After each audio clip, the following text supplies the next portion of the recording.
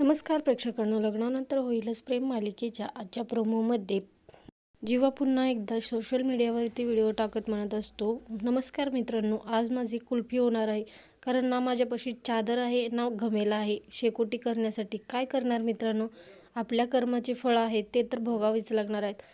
जीवाच्या बोलण्यावरती नंदिनी इथे खूप विचार करायला लागते. तर इकडे काव्याचे रडून बेहाल झालेले आहेत. काव्याने जीवाला फोन करून रम्याने जे काही बोललं आहे ते सगळं सत्य फोनवरती सांगितलं आहे. आणि इथे पार्थ सगळं काही गपचूप उभा राहून सगळं ऐकत असतो. यावरती जीवा काव्याला खूप छान प्रमाणे समजावून सांगतो, हे बघ काव्या, तू त्या रम्याच्या बढाया बात्याला लक्ष देऊ नकोस. कारण ती तिच्या तोंडामध्ये जे काही येतं ते बोलून जाते. एक गोष्ट नेहमी लक्षात ठेव, जी गोष्ट आपली आहे ती आपलीच राहते, दुसऱ्यांची कधीच होत नाही.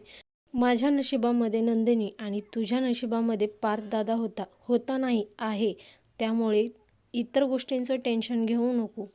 हे सगळं ऐकून पार्थच्या डोळ्यात सुद्धा पाणी आलेलं आहे.